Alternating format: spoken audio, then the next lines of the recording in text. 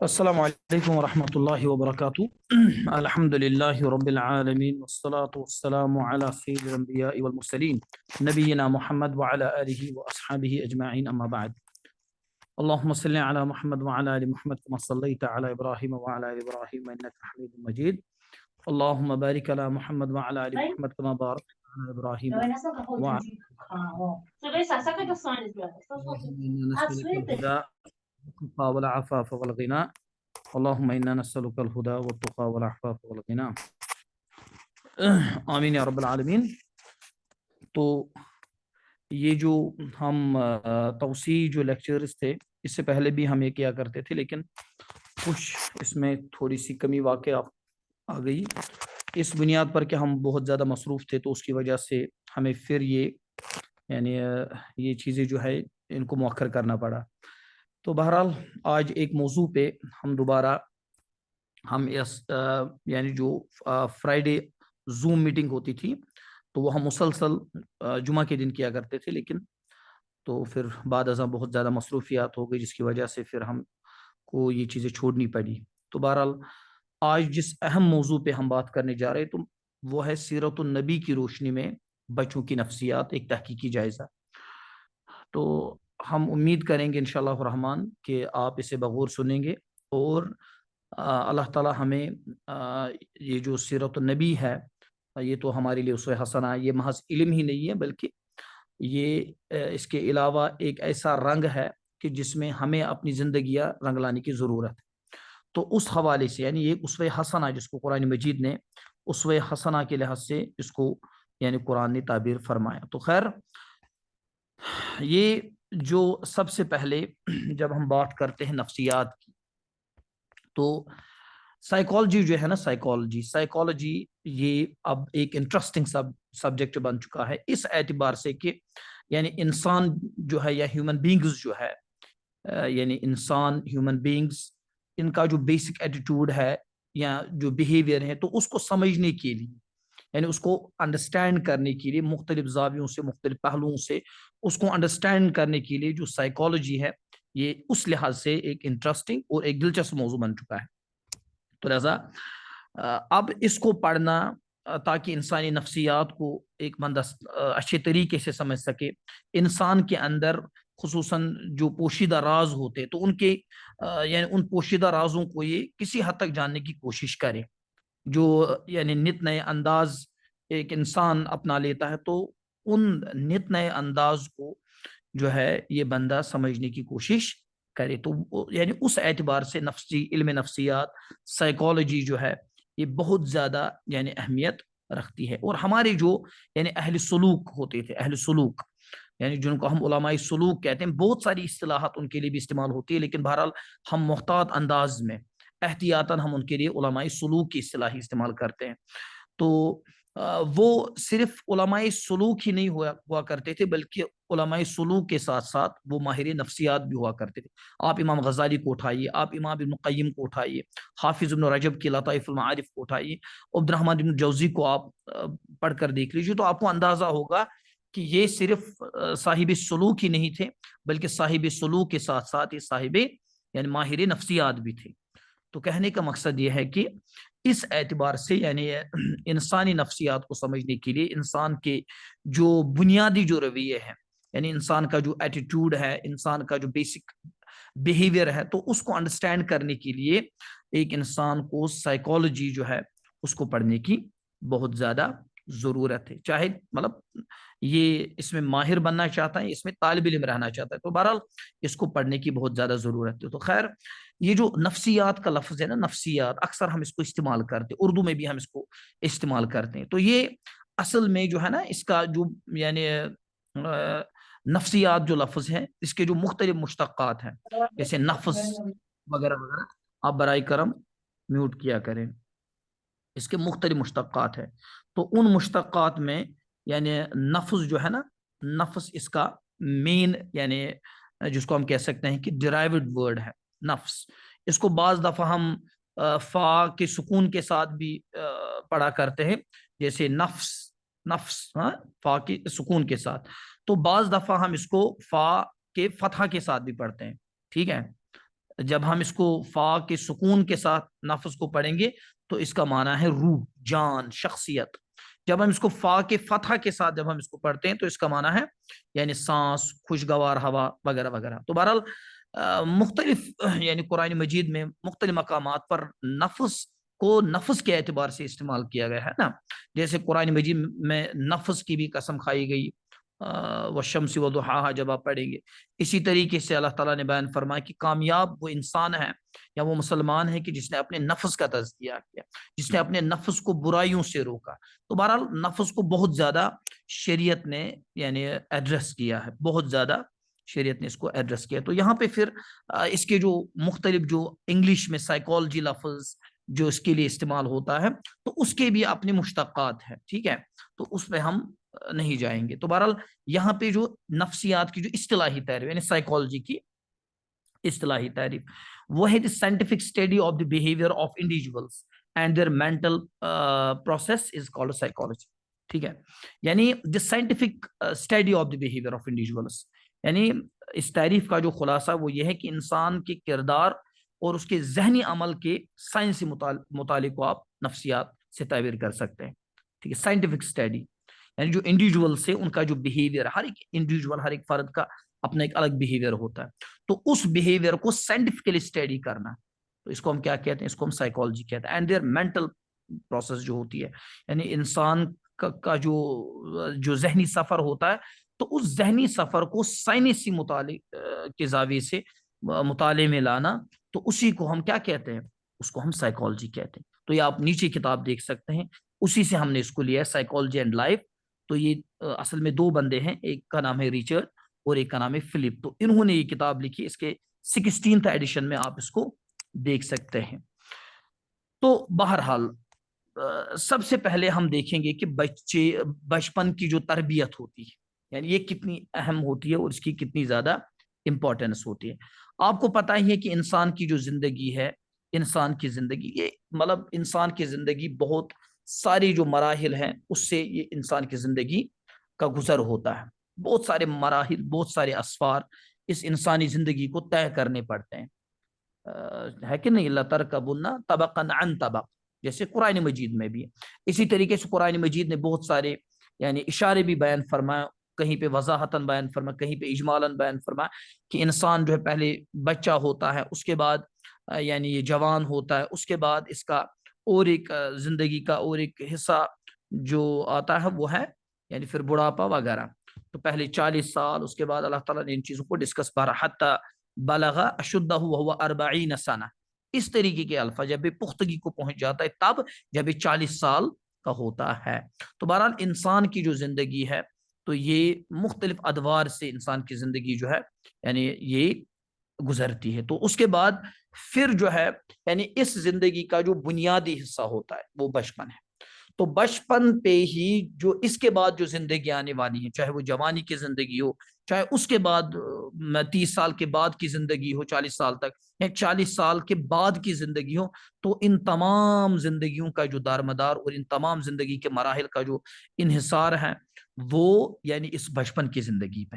جو ایک بندہ بچپن میں کرے گا یا اس کو بچپن میں یعنی اس سے کروایا جائے گا یا اس کو سکھایا جائے گا تو بہرحال یعنی اسی پہ یعنی انسان کی اگلی زندگی جو ہے وہ یعنی اسی کے حساب سے چلے گی. ٹھیک ہے، لہٰذا یہاں پہ ہم نے لکھا ہے کہ انسان اپنی زندگی میں کئی مراحل سے گزرتا ہے. انسان کا پہلا دور بچپن کا ہوتا ہے. ٹھیک ہے، ماہر نفسیات کے نزدیک یہ دور بہت اہمیت کا حامل ہوتا ہے. جو مطلب سائیکالوجسٹس ہیں وہ کہتے ہیں کہ یہ بچپن کا دور جو ہے یہ بہت زیادہ اہمیت کا متحمل اور حامل ہوتا ہے.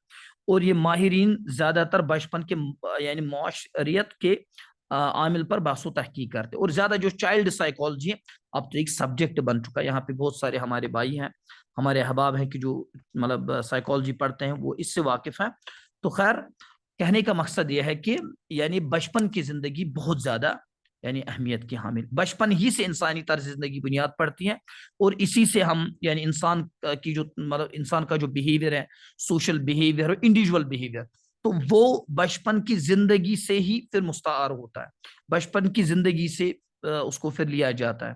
ٹھیک ہے، تو لہذا اگر ہم یعنی اگر ہم غور سے بچوں کا مطالعہ کریں تو یہ بات صاف طور پر واضح ہو جاتی ہے کہ بچے بچپن ہی سے زندگی کا معنی اور اس کا مقصد جاننے کی کچھ نہ کچھ کوشش کرتے ہیں. یہ حقیقت ہے. یعنی ہم کہتے ہیں کہ یہ نادان بچے، لیکن بچپن ہی سے آپ دیکھیں کہ بچے زیادہ تر نقال ہوتے ہیں، یعنی وہ بہت زیادہ حد درجہ وہ نقل کرنے کی کوشش کرتے ہیں چیزیں، وہ یعنی جلدی لینے کی کوشش کرتے دوسروں سے. ان کا اپنا کچھ نہیں ہوتا، لیکن دوسروں کو دیکھ کر وہ کیا کرتے ہیں، وہ یعنی ان چیزوں کو نقل کرتے اور ان چیزوں کو اپنے آپ میں وہ ان کا انطباق اور ان کی امپلیمنٹیشن جو ہے وہ کرنے کی کوشش کرتے ہیں. ٹھیک ہے، تو بچے ماحول اور معاشرے میں اپنی قابلیتیں، قوتیں اور صلاحیتوں کو جاننے کی کوشش کرتے ہیں. یعنی جو ان کا ماحول ہوتا ہے، جو ان کا جہاں وہ رہتے ہیں، جس معاشرے میں وہ رہتے ہیں، ٹھیک ہے، تو وہاں اس معاشرے اور اس ماحول میں وہ اپنی قابلیتیں، ان کی جو ذہنی قوتیں ہوتی ہیں، ان کی جو صلاحیتیں ہوتی ہیں، تو ان کو وہ یعنی جاننے کی کوشش کرتے ہیں. اور 5 سال کی عمر میں ایک خاص طرز زندگی اپنانے لگتے ہیں، یہ ماڈرن سائیکالوجی بھی کہتی ہے، اور ایک مخصوص طریقے سے اپنے مسائل حل کرنے لگتے ہیں. عموماً اس عمر میں پہنچ کر بچے یہ بات سمجھنے لگ جاتے ہیں کہ دوسرے لوگ ان سے کیا توقعات رکھتے ہیں، ٹھیک ہے، نیز انہیں دوسروں سے کیا توقعات ہے. یعنی 7 سال کے اب آپ احادیث کو بھی ریلیٹ کیجئے کہ اللہ کے نبی صلی اللہ علیہ وسلم نے فرمایا کہ 7 سال کی عمر میں بچے کو کیا کرنا چاہیے، اور اس کے بعد اگر 10 سال 12 سال تک یہ نماز نہیں پڑھتا تو اس کے ساتھ کیا معاملہ کیا جائے گا. تو ان احادیث کو آپ یہاں پہ بھی ریلیٹ کر سکتے ہیں. تو انسانی فطرت کی روح سے بچپن کا زمانہ ہی آئندہ کی پوری زندگی کے لیے بنیاد رکھنے کا وقت. یعنی یہی تو اسی پہ تو انسار خشت اول گر نہد معمار کج تاثر یا میر ود دیوار کج. تو یہ تو بنیاد ہوتی ہے، خشت ہوتی ہے، تو اسی پہ اگلی جو زندگی کے جو اگلے مراحل ہوتے ہیں تو ان کا پورا جو انحصار ہے وہ اسی پہ ہوتا ہے. لہٰذا اسی لیے کہا جاتا ہے نا العلم فی الصغر کا نقش علی الحجر. یعنی علم بچپن میں علم سیکھنا یہ ایسا ہی ہے جیسے پتھر پہ لکیر کھینچنا. یعنی پتھر پہ ایک دفعہ جب ہم لکیر کو کھینچیں گے تو اس کا معنی یہ ہے کہ وہ لکیر پھر کبھی نہیں، یعنی اس کو ہم کبھی بھی نہیں اٹھا سکتے ہیں، اس کو ہم کبھی بھی نہیں مٹا سکتے. اسی طریقے سے بچپن میں مطلب حاصل شدہ جو علم ہوتا ہے وہ زندگی میں ایک انسان کبھی بھی نہیں، اس کے اثرات پوری زندگی ایک انسان کی شخصیت پہ مرتب ہوتے ہیں.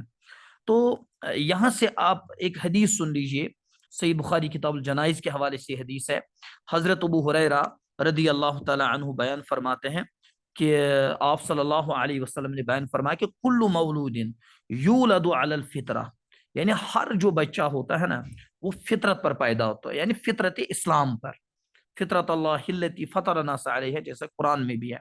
تو فطرت اسلام پر یہ پیدا ہوتا ہے، پھر اس کو ایک ماحول دیا جائے جس کو ہم سائیکالوجی میں کنڈیشننگ کہتے ہیں. فَأَبَوَاهُ يُحَوِّدَانِهِ أَوْ يُنَصِّرَانِهِ أَوْ يُمَجِّسَانِهِ، پھر اس کے والدین اسے یہودی یا نصرانی یا مجوسی بنا دیتے ہیں. ٹھیک ہے، تو اس کے بعد اللہ کے نبی نے اس کی ایک مثال دی جس طرح کی جانور صحیح سالم بچہ جنتا ہے. ٹھیک ہے، تو اس کے بعد صحابہ کو اللہ کے نبی نے فرمایا ایک سوال کہ حل تری فیہا جدعا، کیا تم نے کوئی کان کٹا ہوا بچہ بھی دیکھا ہے. یعنی اس کا مطلب یہ ہے کہ پھر ماحول جو ہے، جو ماحول وہ اڈاپٹ کرتا ہے، یعنی جس ماحول اور جس معاشرے میں اس کی کنڈیشننگ ہوتی ہے تو اسی کے مطابق پھر اس کی فطرت جو ہے یعنی وہ گم ہونے لگتی ہے. گم اس اعتبار سے کہ مطلب اس کی فطرت میں اسلام کو ودیت کیا گیا ہے، لیکن اس اعتبار سے کہ جب اس پہ یہودی رنگ چڑھنے لگ جاتا ہے، جب اس پہ نصرانیت کے ماحول کا رنگ چڑھنے لگ جاتا ہے تو پھر وہ وہی بولی بولنے لگتا ہے. تو اس حوالے سے تو لہذا اس اعتبار سے یعنی فطرت جو انسان کی ہے نا وہ اسلام، یعنی بچے کی جو فطرت ہوتی ہے وہ اسلام کی ہوتی ہے. اچھا، اس کے بعد بچوں کی تربیت کے جو نفسیاتی اصول ہیں ان کو ہم تھوڑا سا ڈسکس کریں گے، یعنی سیرت النبی کے حوالے سے. ٹھیک ہے، آپ صلی اللہ علیہ وسلم جو ہے یعنی وہ کس طریقے سے بچوں کے ساتھ تعامل کیا کرتے تھے، بچوں کے ساتھ ان کی انٹریکشن یا ان کا یعنی جو تعامل تھا، یعنی وہ بچوں کو کیسے ٹریٹ کیا کرتے تھے. تو اس اکثر جو ہمارے یہاں سیرت پڑھنے کا جو یعنی جس کو ہم رواج کے لفظ سے بھی تعبیر کر سکتے ہیں تو وہ ڈفرینٹ ہے، یعنی اس میں زیادہ تقدس ہوتا ہے. تو وہ ایک پہلو ہے یعنی سیرت کا تقدس کا پہلو. تو اس سے تو ایک مطلب مسلمان کا دل بہرحال خالی نہیں ہونا چاہیے کہ مطلب تقدس وغیرہ. تو تقدس تو ضروری ہے اللہ کے نبی صلی اللہ علیہ وسلم کے لیے، جس کو قرآن مجید نے یعنی تعظیم کے الفاظ سے تعبیر کیا تعظیم ہے، یعنی اللہ کے نبی صلی اللہ علیہ وسلم کی تعظیم کرنا. خیر ہمارا بنیادی عقیدہ ہے کہ بعد از بزرگ تو یہ قصے مختصر ہے کہ نہیں، لیکن اس کے علاوہ بھی سیرت کے بہت سارے پہلو ہیں، بہت سارے ڈائمنشنز ہیں کہ جن کو ہم دانستہ طور پر یا غیر دانستہ طور پر بعض دفعہ ہم ان کو اگنور کرنے کی کوشش کرتے یا ہماری نظر ان چیزوں کی طرف نہیں جاتی. یہ بدقسمتی ہے. تو بہرحال سب سے پہلے ہم دیکھیں گے کہ اللہ کے نبی صلی اللہ علیہ وسلم کا طریقہ کار کیا رہا ہے بچوں کے ساتھ. ٹھیک ہے، اللہ کے نبی صلی اللہ علیہ وسلم کی زندگی کا جو معمول تھا وہ بچوں کے ساتھ کیا رہا ہے. بچے جو ہے نا، بچے یعنی بچوں کی محبت جو ہے اس کو اللہ تعالیٰ نے انسانی فطرت میں جو ہے اس کو ودیت کیا ہے، پیوست کیا. حب الشہوات من النساء والبنین والقناطیر المقنطرۃ من الذهب والفضہ، جو محبوب اور مرغوب چیزیں ہیں نا ان میں ایک اللہ تعالیٰ نے اولاد کو رکھا ہے. تو یہ جو بچے ہوتے ہیں تو ان کی یعنی بنین جو ہوتے ہیں تو ان کو اللہ تعالیٰ نے یعنی محبت کا ذریعہ بھی بنا. اسی لیے قرآن مجید میں ہے کہ جنت میں حالانکہ ان چیزوں کی ضرورت نہیں ہوگی ایک مسلمان کو، لیکن وہاں پہ بھی یعنی جنت کے اس ماحول کو سجانے کے لیے اللہ تعالیٰ نے بچوں کو رکھا ہوگا.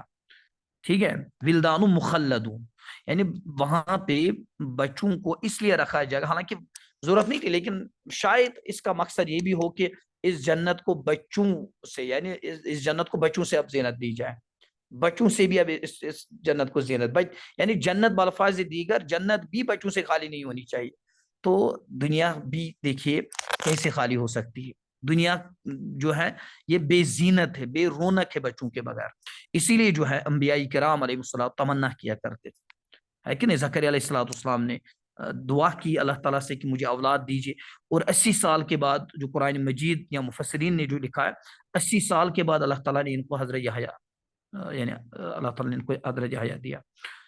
تو انی وہن العظم واشتعل الرأس شیبا وغیرہ.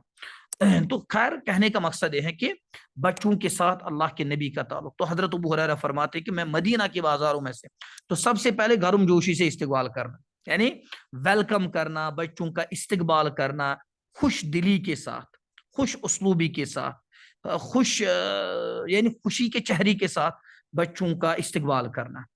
ٹھیک ہے.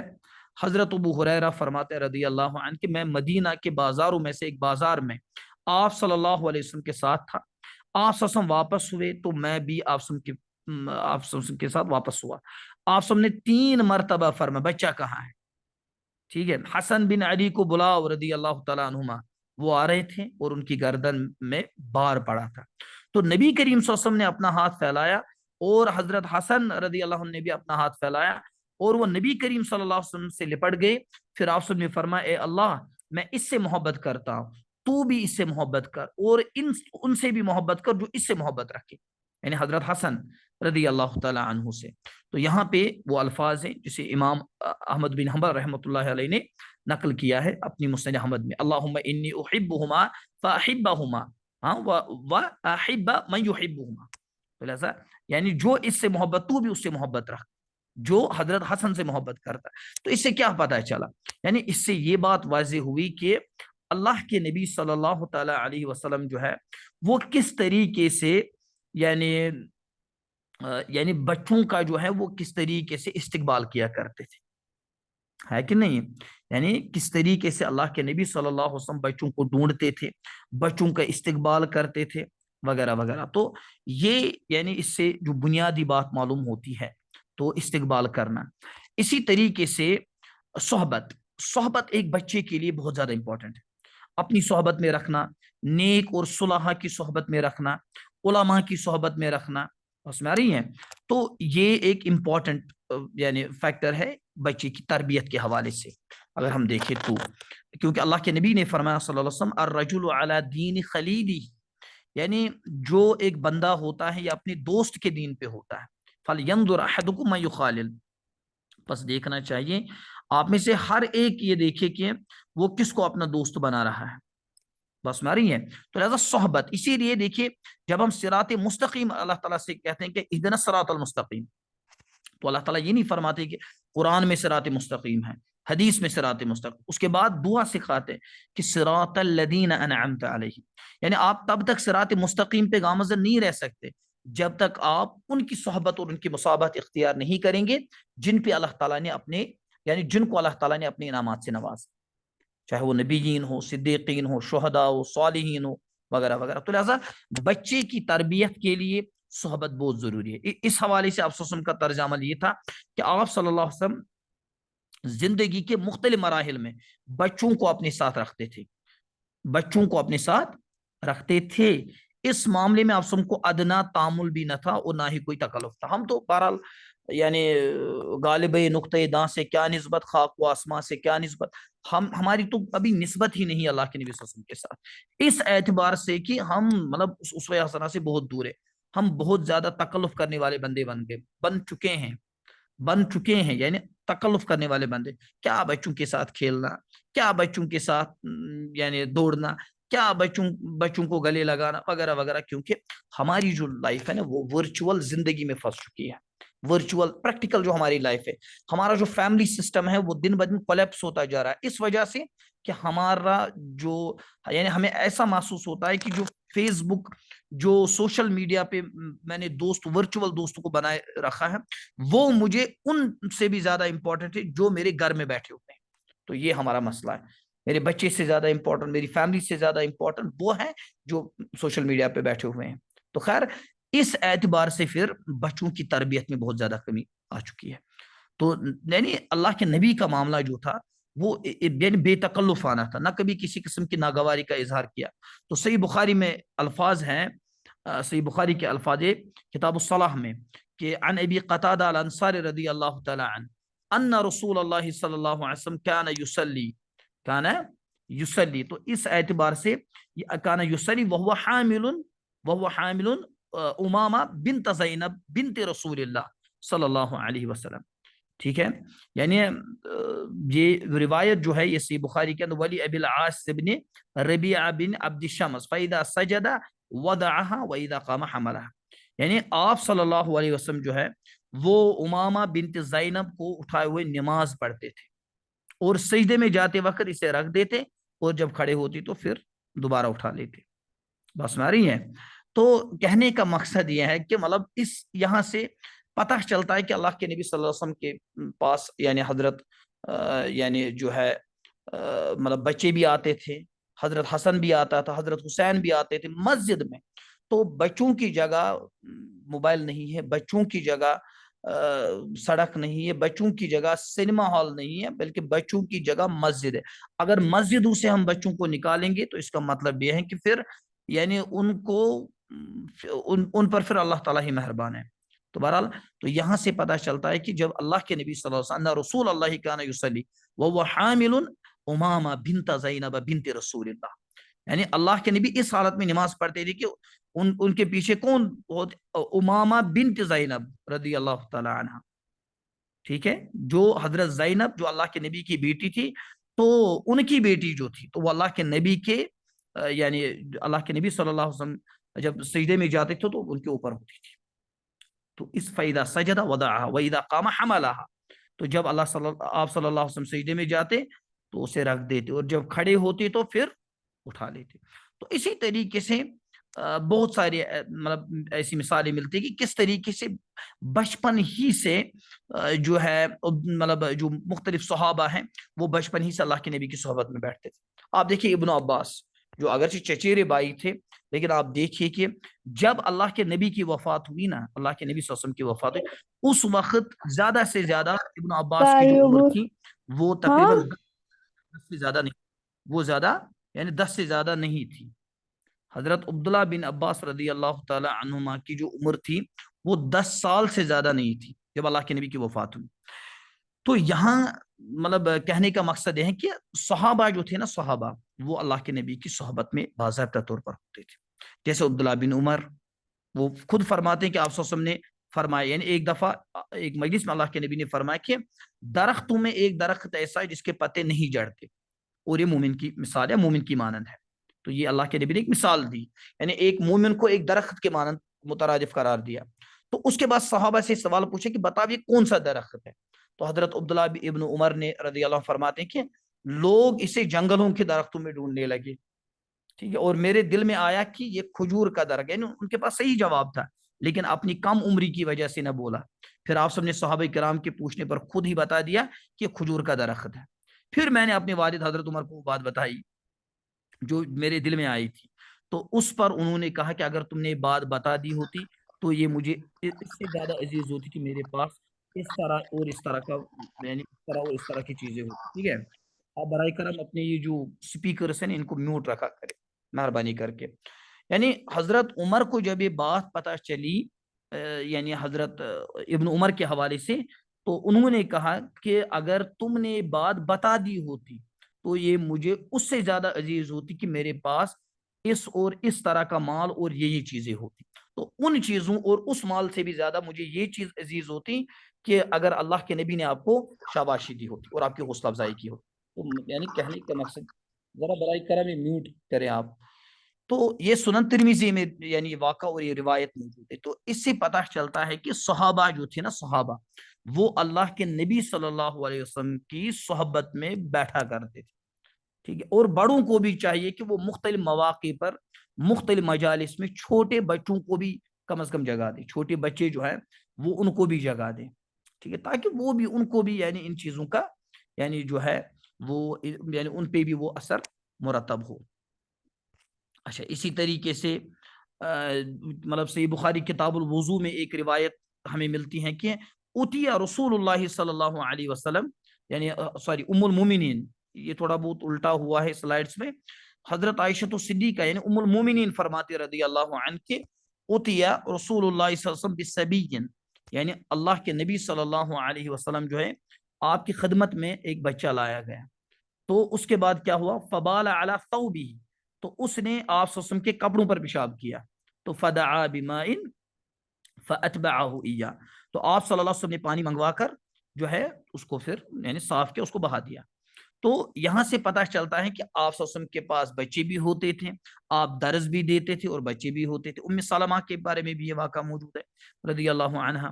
تو یعنی یہاں سے صرف ہمیں فقی مسائل جو ہے، صرف فقی مسائل کو ہم مستمد نہیں کر سکتے، بلکہ اس کے علاوہ بھی بہت سارے اسباق اس میں مضمر ہیں. اور ان اسباق میں ایک اہم سبق یہ ہے کہ آپ کے پاس بچے بھی ہوتے تھے اور آپ ان بچوں کو یعنی اپنی گود میں لیتے تھے، وہ پیشاب بھی کرتے تھے، آپ پانی بھی بہاتے تھے اور اس کے بعد ان کپڑوں میں نماز بھی پڑھتے تھے. تو اب یہ الگ مسئلہ ہے کہ مطلب کس اگر کوئی بچہ مثلا 2 سال کا دودھ پینے والا بچہ اگر وہ پیشاب کرے گا تو اس پہ کیا حکم ہے، جو کھانا کھاتا ہے تو اگر وہ پیشاب کرے گا تو اس پہ کیا حکم ہے وغیرہ. تو بہرحال فقہی مسائل ہم اس میں نہیں جانا چاہتے. تو اس کے بعد اور ایک جو اللہ کے نبی کی سیرت سے ہمیں معلوم ہوتا ہے وہ بچوں کا دل خوش کرنا. بچوں کا دل خوش کرنا یعنی آپ صلی اللہ علیہ وسلم بچوں کے دل خوش کرنے کے لیے مختلف انداز اختیار فرماتے تھے. مختلف انداز، یعنی اللہ کے نبی صلی اللہ علیہ وسلم جو ہے وہ بچوں کو خوش کرنے کے لیے، کیونکہ بچے جو ہوتے ہیں وہ معصوم ذہن ہوتے ہیں، ان کی مسکراہٹ ان کے لیے بہت زیادہ یعنی معنی رکھتی ہے. یعنی بچوں کی جو مسکراہٹ ہوتی ہے، ان کی جو خوشی ہوتی ہے، ان کے لیے بہت معنی رکھتے ہیں. بچے جو ہے وہ فطری طور پر معصوم ہوتے ہیں اور وہ خوش رہنا چاہتے ہیں، خوشی دیکھنا چاہتے ہیں اپنے والدین کی طرف سے، اپنے رشتہ داروں کی طرف سے. پاس میں آ رہی ہے. تو اس طریقے سے اللہ کے نبی نے پھر مختلف لاہی عمل کو اختیار کیا تاکہ یہ بچے جو ہیں ان کو خوشی مل سکے. جسٹ لائک اللہ کے نبی صلی اللہ علیہ وسلم نے بہت سارے مطلب اس کے لیے جو وسائل ہیں وہ اختیار، مثلا بچوں کو اہمیت دینا. جب ان کے ساتھ خوشگوار انداز میں میل جول رکھا جائے اور انہیں اہمیت دی جائے تو بچے پر اس کے عمدہ اثرات پڑتے ہیں. ظاہر سی بات ہے، جب آپ بچے کے ساتھ بیٹھیں گے، اس کے ساتھ بات کریں گے، اس کو سٹوریز سنائیں گے، جیسے بچپن میں جس کو ہم کشمیر دلیل کہتے ہیں، پتہ سے دلیل بوزناون، تو اس طریقے سے تو اس کا الگ ایک اپنا ایک امپیکٹ ہے، ایک اپنا ایک منفرد امپیکٹ ہوتا ہے ان چیزوں کا. تو اس کا ایک نفسیاتی فائدہ یہ ہوتا ہے کہ بچہ آپ کو توجہ دے گا، آپ کی بات غور سے سنے گا، ہے کہ نہیں. تو یہ ظاہر سی بات ہے، یعنی جب آپ یہ گیو اینڈ ٹیک، جب آپ بچے کو کچھ دیں گے تو وہ بھی وہاں سے آپ کو کیا دے گا، یعنی آپ کی بات توجہ سے سنے گا. اور دوسرا جو اس سے نفسیاتی فائدہ ہوتا ہے نا، وہ یہ ہے کہ آگے چل کر جو ہے بچہ مستقبل میں ان چیزوں کو یاد رکھے گا اور یاد رکھنے کے بعد یعنی اس کی زندگی جو ہے یعنی ان چیزوں سے، ان چھوٹی چھوٹی چیزوں سے اس کی زندگی آگے جا کر مستقبل میں بہت زیادہ مؤثر اور اثر انداز ہو سکتی ہے. اس میں ایک روایت ہے، جیسے عبداللہ بن جعفر رضی اللہ عنہ سے مروی ہے کہ جب آپ صلی اللہ علیہ وسلم سفر سے واپس آتے تو اپنے گھر کے بچوں سے ملتے. ٹھیک ہے. جب اللہ کے نبی کیا کرتے, جب اللہ کے نبی سفر سے واپس آتے تو وہ پہلے کیا کرتے, عبداللہ بن جعفر فرماتے ہیں کہ وہ پہلے بچوں سے ملتے. اذا قدیم من سفر تلقی بنا, وہ پہلے ہم سے ملتے, بچوں سے ملتے, اور اس کے بعد فتلقی بی وبالحسن, جعفر عبداللہ بن جعفر فرماتے مجھ سے ملتے, پھر حسن سے ملتے, او بالحسین, پھر حسین سے ملتے. قال فحمل احدنا بین یدی, تو اس کے بعد ہم میں سے کسی کو ایک کو اٹھاتے. ٹھیک ہے. والآخر خلفه حتى دخلنا المدینہ, تو اس کے بعد یعنی جو ہے کوئی پیچھے سوار ہوتا, کوئی تو یہاں تک کہ ہم پھر مدینہ پہنچ جاتے. ٹھیک ہے. تو اس سے پتہ چلتا ہے کہ اس واقعے سے کہ یعنی مطلب اللہ کے نبی صلی اللہ علیہ وسلم سفر سے آ کر بچوں کو کتنی امپورٹنس دیتے تھے, کتنی اہمیت دیتے تھے. اور آپ دیکھیے اور ایک چیز اور ایک اشارہ اس میں ملتا ہے کہ عبداللہ بن جعفر رضی اللہ عنہ جو ہے وہ پھر جوانی کے عالم میں اس واقعے کو بیان کرتے. تو اس کا مطلب یہ ہے کہ مطلب عبداللہ بن جعفر کو یہ اس واقعے کا بہت زیادہ امپیکٹ تھا اس کے ذہن پر, اسی لیے تو یہ وہ واقعہ بیان کر رہا ہے. یعنی اپنی زندگی بھر جو ہے وہ اس واقعے کو نہیں بھولے اور ان خوشیوں کو نہیں بھولے جو خوشیاں اللہ کے نبی صلی اللہ علیہ وسلم ان کو بچپن میں دیا کرتے تھے. تو اسی لیے عبداللہ بن جعفر اس روایت کو صحیح مسلم کے حوالے سے بیان کرتے ہیں. ٹھیک ہے. فضائل الصحابہ میں تو آپ اس کو دیکھ سکتے ہیں. تو جب بھی اللہ کے نبی سفر سے آیا کرتے تھے تو بچوں کو کیا, بچوں کو بہت زیادہ امپورٹنس دیتے تھے, اہمیت دے. یہ نہیں کہ ہمارے یہاں ایک مسئلہ ہے بہت زیادہ, یعنی ہم بظاہر تو بہت زیادہ دیندار ہوتے جن کو میں مطلب بعض دفعہ ہم مصنوعی دیندار بھی ہوتے, آرٹیفیشل. تو اس میں ہمارے اپنے کاروبار ہوتے ہیں, اپنے مصروفیات ہوتی ہے. مصروفیات تو اتنی زیادہ نہیں ہوتی, وقت ہے اور کوئی کام نہیں, جیسے جان ایلیا کہتا ہے وقت ہے اور کوئی کام نہیں, بس مزہ لے رہا ہوں فرصت کا. اگر یہ میٹنگ کٹ ہوئی تو آپ دوبارہ سیم لنک پہ پھر کلک کریں گے دوبارہ جوائن ہونے کے لیے. لیکن ہم اس کاروبار کی وجہ سے, مصروفیات کی وجہ سے یا کسی اور مصروفیت کی وجہ سے ہم بچوں کو امپورٹنس نہیں دیتے. بلا اللہ کے نبی صلی اللہ علیہ وسلم سے بھی زیادہ کائنات میں کوئی مصروف تھا؟ آپ دیکھیے دعوتی کام کتنا تھا, لیکن اس کے باوجود اللہ کے نبی صلی اللہ علیہ وسلم سفر سے آتے ہیں اور بچوں کو گلے لگاتے ہیں. سفر سے آتے ہیں پہلے بچوں کو ڈھونڈتے اور پہلے بچوں کے ساتھ ملتے ہیں اس طریقے سے. اس کے بعد بچے کے سر پر دست شفقت پھیرنا, یہ بھی اللہ کے نبی صلی اللہ علیہ وسلم کا اسوہ حسنہ ہے. بچوں کی فطرت ہے کہ جب ان سے پیار کیا جاتا ہے, مثلا سر پر ہاتھ پھیرا جائے تو وہ بہت زیادہ خوشی اور اپنائیت محسوس کرتے ہیں. بچوں کو یعنی اپنانا, بچوں کے ساتھ رہنا, بچوں کے ساتھ یعنی ان کے ساتھ مطلب اچھے طریقے سے اور خوش اسلوبی کے ساتھ ان کے ساتھ پیش آنا, تو یہ اللہ کے نبی صلی اللہ علیہ وسلم کے اسوہ حسنہ میں سے. حضرت انس رضی اللہ عنہ سے روایت ہے کہ جب آپ صلی اللہ علیہ وسلم انصاریوں کے ہاں آتے تو بچوں کو بھی سلام کرتے اور ان کے سر پر دست شفقت رکھتے. ٹھیک ہے. جب انصار کے بچوں کے ساتھ ملتے تو ان کو بھی سلام کرتے. اللہ کے نبی صلی اللہ علیہ وسلم, تو ہم بلا مطلب ہم کیا ہیں. اسی طرح آپ وسلم سر پر ہاتھ پھیرنے کے ساتھ ساتھ کبھی کبھار بچے کے رخساروں پر دست مبارک پھیرتے, جو ان کے جو رخسار ہوتے چیکس, تو ان پہ بھی اللہ کے نبی صلی اللہ علیہ وسلم کیا کرتے تھے, اپنے دست مبارک پھیرتے تھے. اس سے بچوں کو اور بھی زیادہ دلی محبت کا احساس ہوتا ہے کہ نہیں. تو لہٰذا اس اعتبار سے اچھا. اور ایک جابر بن سمرہ رضی اللہ عنہ سے روایت ہے کہ ایک مرتبہ میں نے آپ کے ساتھ ظہر کی نماز پڑھی. جب آپ مسجد سے باہر نکلنے لگے تو میں بھی آپ کے ساتھ نکلا. یہ جابر بن سمرہ کہتے ہیں جب مطلب ظہر کے بعد آپ نکلے تو میں بھی نکلا. باہر آ کر بچے آپ سے ملنے لگے, آپ تمام بچوں سے ملے اور ان کے چہروں پر ہاتھ پھیرا, میرے چہرے پر بھی آپ نے ہاتھ پھیرا. تو اس کے بعد کہتے تو مجھے آپ کے ہاتھوں میں ایسی خوشبو اور ٹھنڈک محسوس ہوئی گویا کہ یعنی جو یعنی عطر بیچنے والا تھا یعنی عطار کا عطر دان ہو. تو اس اعتبار سے صحیح مسلم کی روایت ہے, آپ دیکھ سکتے کتاب الفضائل میں. ٹھیک ہے. تو یہ یعنی اللہ کے نبی صلی اللہ علیہ وسلم ان کو گلے لگاتے تھے, اللہ کے نبی صلی اللہ علیہ وسلم مطلب ان کو بوسہ دیتے تھے, اللہ کے نبی صلی اللہ علیہ وسلم مطلب ان کے ساتھ یہ سب چیزیں. تو اس کے بعد راوی کہتا فوجدت لیدہ بردن او ریحا کانما خرجها من جونۃ عطار. ٹھیک ہے. تو اس کے بعد بچوں کو چومنا, تو یہ بھی اللہ کے نبی صلی اللہ علیہ وسلم کو اسوہ حسنہ ہے, بچوں کو چومنا, ان کو بوسہ دینا وغیرہ وغیرہ. جیسے کہ ایک روایت میں آتا ہے جو یہ ایک سیکنڈ جو یہ روایت ہے یہ آپ دیکھ سکتے ہیں, یہ صحیح بخاری کتاب الادب میں موجود ہے. ان ابا ہریرہ رضی اللہ عنہ قال قبل رسول اللہ صلی اللہ علیہ وسلم الحسن ابن علی، یعنی اللہ کے نبی صلی اللہ علیہ وسلم نے کس کو چوما؟ حضرت حسن ابن علی کو. وعندہ الاقرع بن حابس التمیمی جالسا، جب کہ ان کے پاس حضرت اقرع بن حابس بیٹھے ہوئے تھے. فقال الاقرع ان لی عشرۃ من الولد، میرے 10 بیٹے ہیں. ما قبلت منہم احدا، میں نے ان میں سے کسی کو بھی آج تک بوسہ نہیں دیا. فنظر الیہ رسول اللہ صلی اللہ علیہ وسلم ثم قال، جب اللہ کے نبی نے ان کی طرف نظر دورائی تو فرمایا من لا یرحم لا یرحم، جو رحم نہیں کرتا اس پہ بھی رحم نہیں کیا جاتا. یعنی جو بچوں پہ شفیق نہیں ہوگا، بچوں پہ جو رحم نہیں کرے گا، بچوں کے ساتھ جو شفقت اختیار نہیں کرے گا، تو ظاہر سی بات ہے اللہ تعالیٰ کیسے اس پہ رحم کر سکتا ہے. تو اس اعتبار سے دیکھنا ہوگا. تو لہذا یہ ایک اور پہلو، اور ایک پہلو بچوں کے ساتھ ہنسی مذاق اور دل لگی کرنا. ہنسی مذاق بچوں کے ساتھ، بچوں کی طرح ان کی طرح رہنا. بھلے ہی آپ بڑے دائی ہیں، بہرحال بچوں کے سامنے آپ بچے بن جائیں. یعنی آپ صلی اللہ علیہ وسلم نے بچوں کی اس فطرت کا بھی خیال رکھا، بچوں کے ساتھ آپ کھیلتے تھے. جیسے مثلا آپ صلی اللہ علیہ وسلم ابو عمیر سے ہنسی مذاق کی باتیں کیا کرتے تھے.